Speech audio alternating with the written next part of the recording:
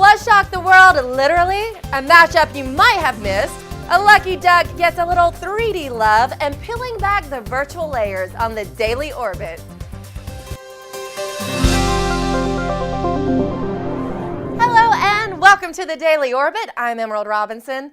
The Russian meteor that exploded above Russia last February shocked the world.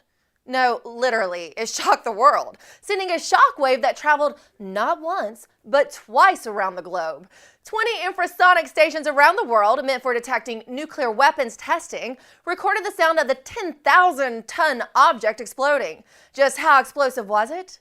Equivalent to 507,000 tons of TNT. Now that's what I call explosive.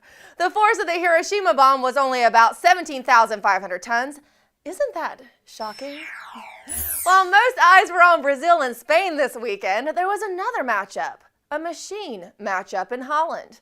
RoboCup 2013 featured 1,000 soccer-playing robots from 40 countries. The bots may have been pitted against one another this round, but the ultimate goal is to defeat the human World Cup winners by 2050.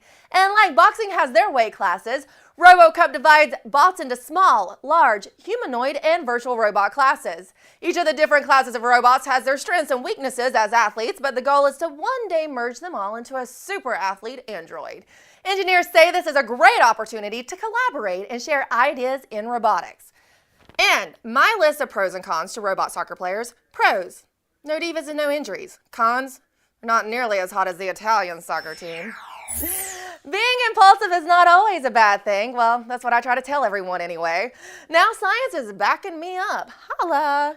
New research finds that impulsive people are more likely to sacrifice for others.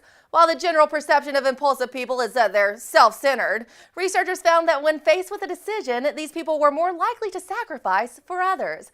So let's go and be impulsive and help someone. And this lucky duck is getting a little help from some nice folks and a little 3D technology. Buttercup was born with a backwards, partially developed foot last year. Oh, poor little guy. And as best as caregivers could try to help, Buttercup was in constant pain. After Buttercup was adopted by the Feathered Angels Waterfowl Sanctuary, it was decided his foot had to be amputated. But turns out the sanctuary owner also happened to be a trained engineer who contacted a 3D printing company to design a silicone model replacement to slip onto Buttercup's stump. The duck's new limb was completed this past weekend. Buttercup is up and walking around on his new foot. You gotta love 3D.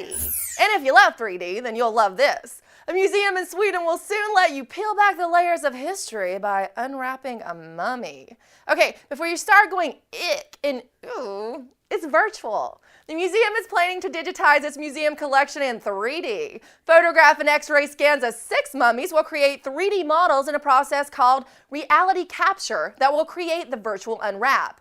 Visitors will gain greater insight into ancient Egyptian culture as they see unique details via high-resolution models and look under layers of the mummy's linen to see various artifacts buried with the body. It's like being an archaeologist, say curators. The exhibit opens at spring 2014. Whew. Virtual is about as close as I want to get to a mummy. And that's it for the Daily Orbit. Okay guys, it is not Halloween. Do not do this kind of stuff to me.